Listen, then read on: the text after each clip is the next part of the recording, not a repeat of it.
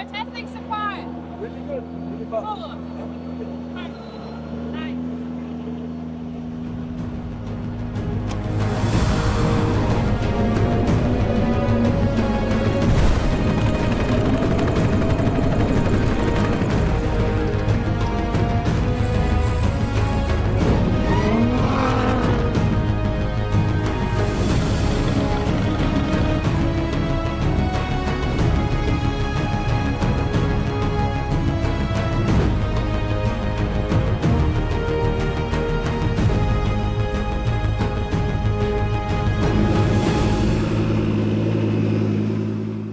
Willkommen bei Time Out Racing. Ich bin der Sven und wir zeigen dir die Dakar, wie du sie im Fernsehen nicht zu sehen bekommst. In diesem Video erwartet euch unglaublich krasser Content von den T1 Plus Fahrzeugen. Wir hatten die Chance, an den Start zu gehen vom Private Test. Da waren Toyota, Dacia, Mini und Ford.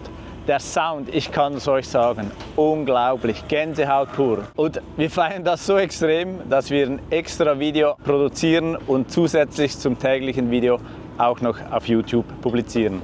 Daher bleibt dran. Bist dran vorbeigefahren, oder? Ja. Aber war nichts. Wart ihr beschäftigt? Ja. Ach so, ja. Julia, so, ja, die so bestimmt bla bla bla bla bla. Ja, wir haben das ja hier gesehen. Aber stimmt, ja. Ja.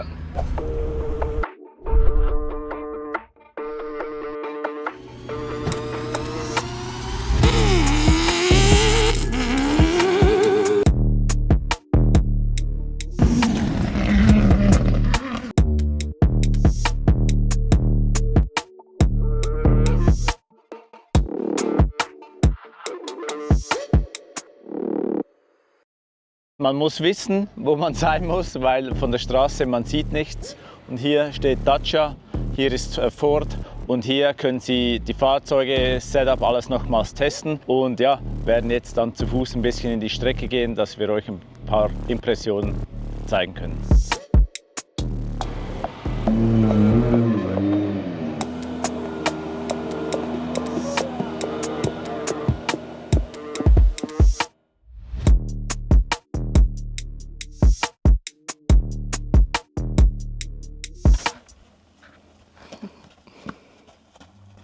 Flying Photographer oder was? Schnell! Ja, ich bin da.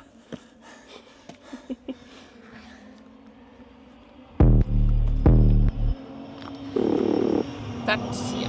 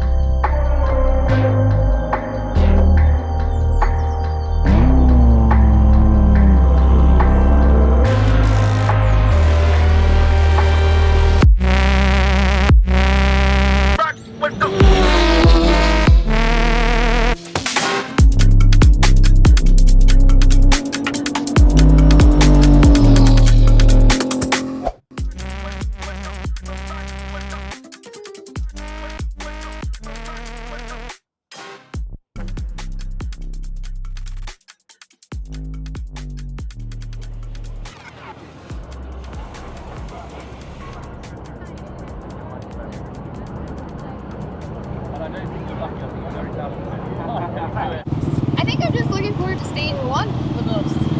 You know, like I just want to get this thing going. Like sitting there waiting for every day to pass by and shakedown is all kind of a tease for me. So I'm like, I just want to get it going. That's one thing I always have to remind myself is trusting the process of what Dakar is going to bring, and you just gotta believe.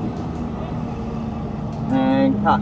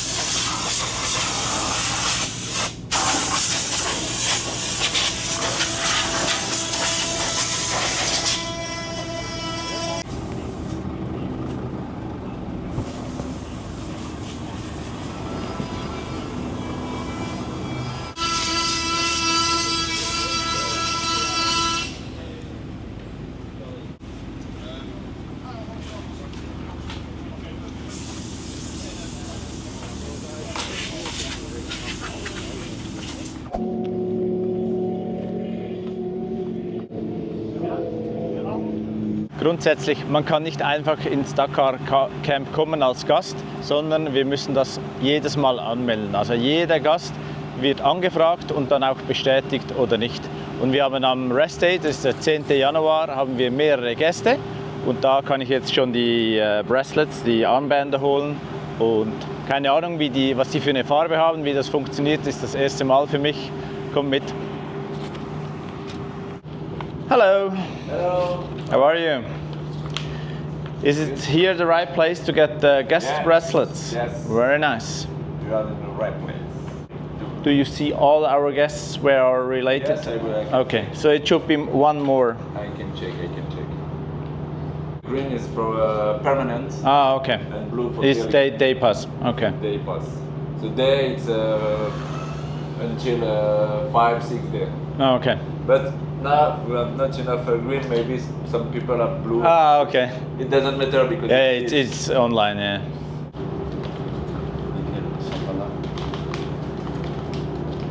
And we need Hans-Peter.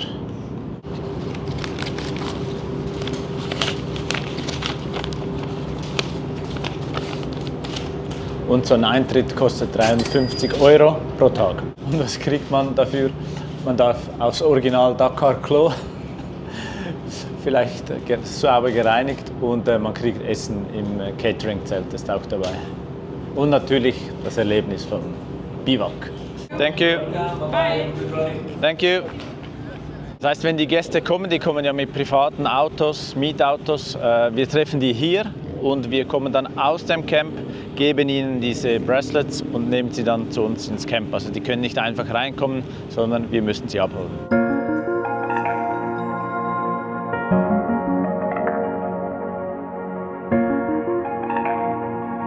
Hey Maxi, heute Test. Wie war es für dich?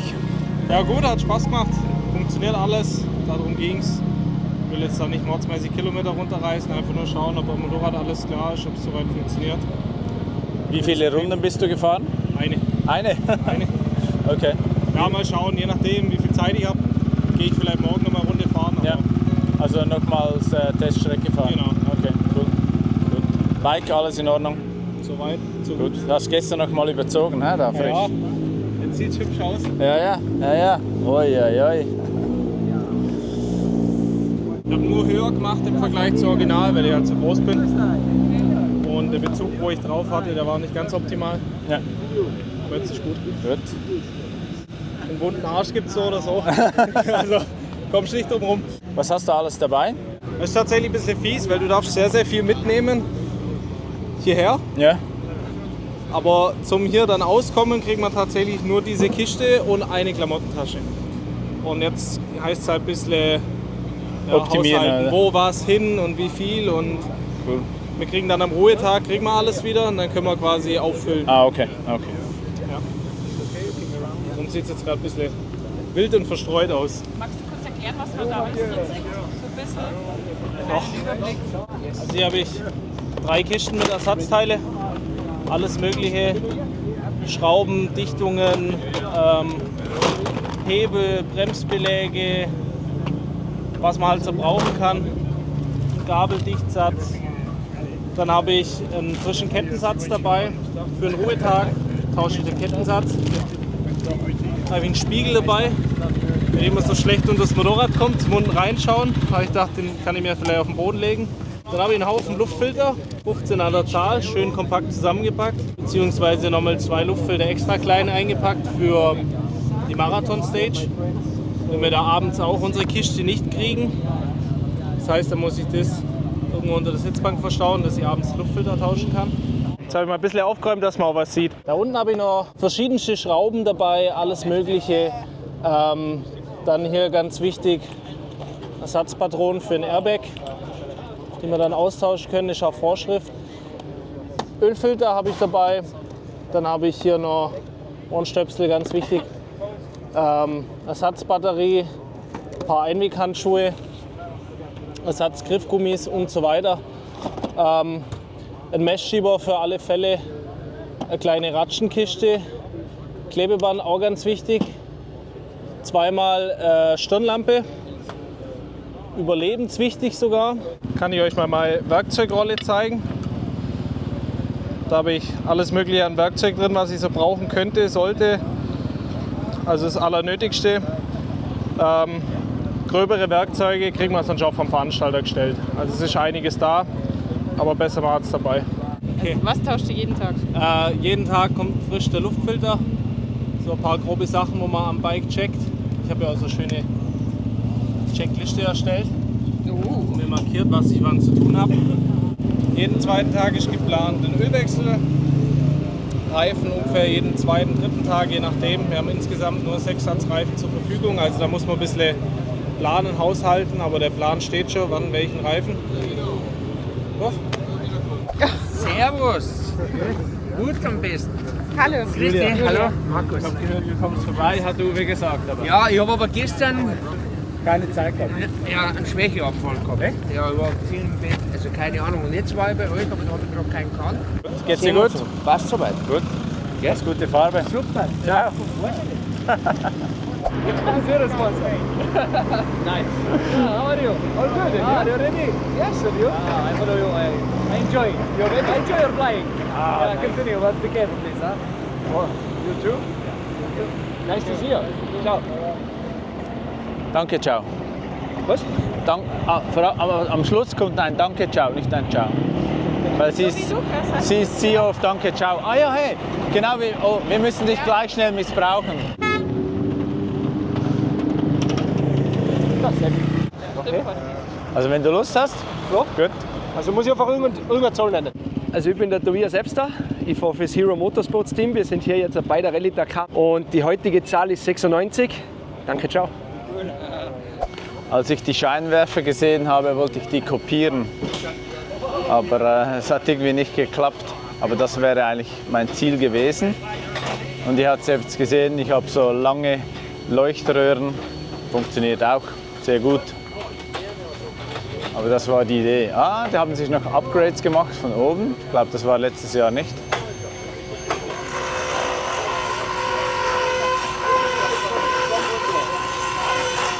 Der schneidet an unserer Tür herum. Die wir abstauben. Ja.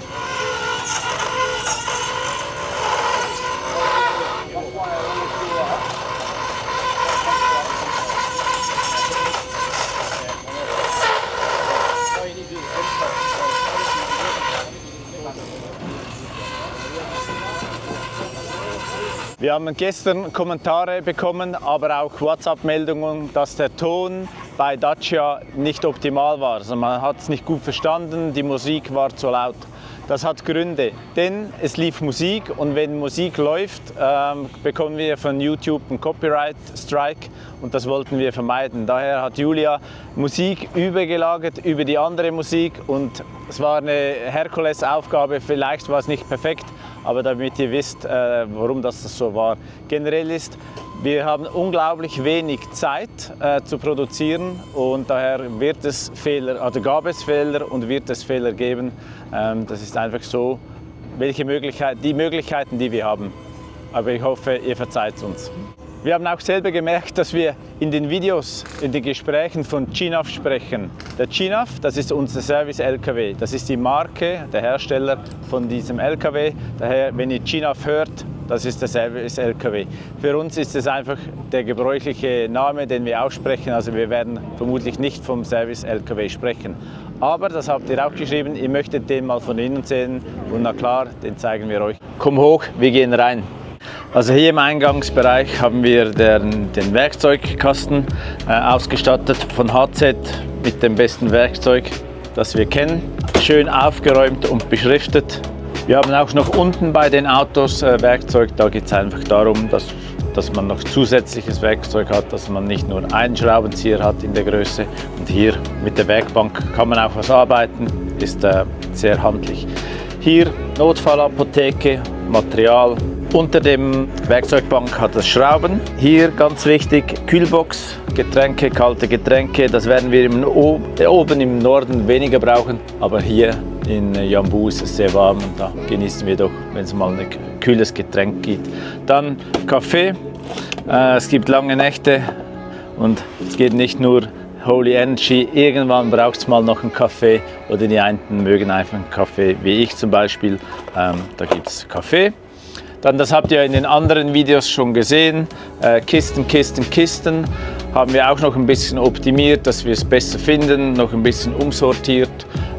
Gewisse sind von den Kunden, die so angeschrieben sind, die sind von uns.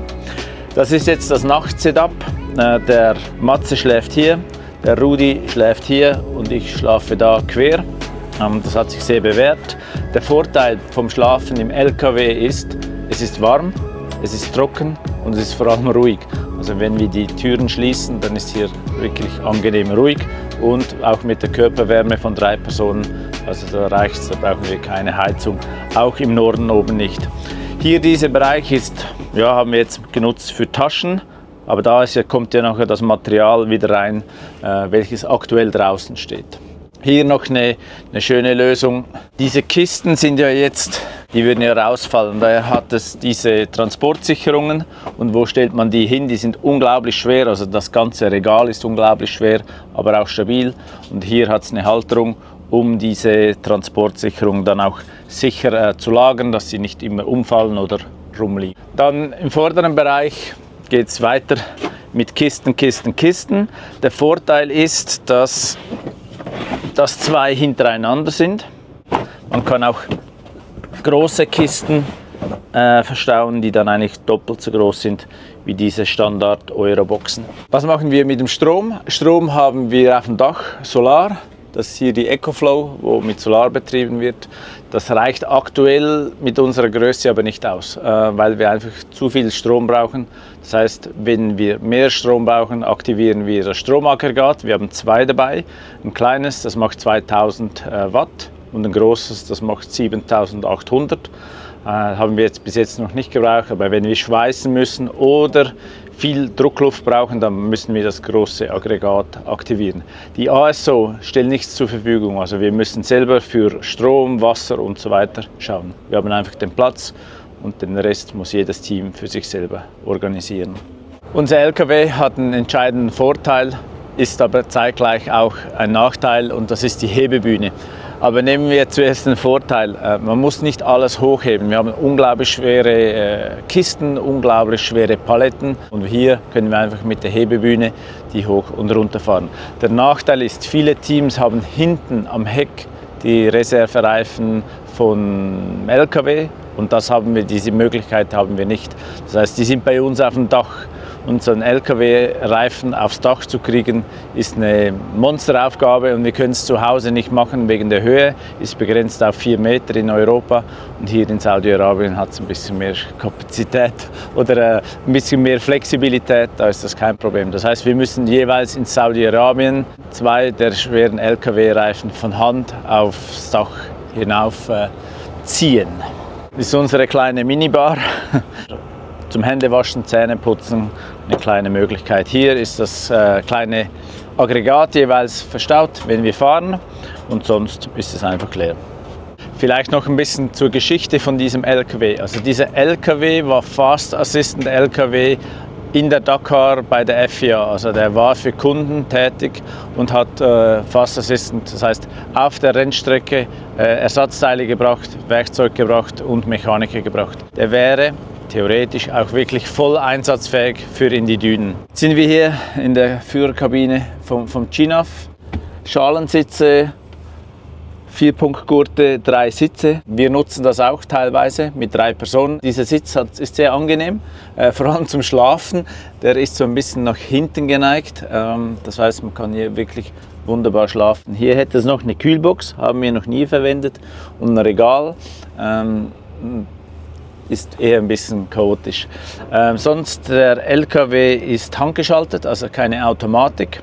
Das war's von unserer Roomtour. Wenn ihr Fragen habt, spezifisch zum Chinaf, gerne in die Kommentare. Wir nehmen die auf und werden die in den nächsten Videos gerne beantworten. Hier ein weiterer Mitsubishi Pajero aus Ungarn. Paul, ein Freund von mir, hat gestern die uns kurz vorgestellt. Die sind jetzt nicht da, die Leute, daher kennen sie mich nicht und ich sage nichts dazu.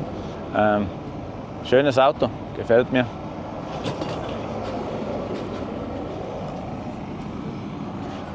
Generell habe ich habe es glaube ich schon erwähnt, aber Mitsubishi hat es auch mehrere dabei.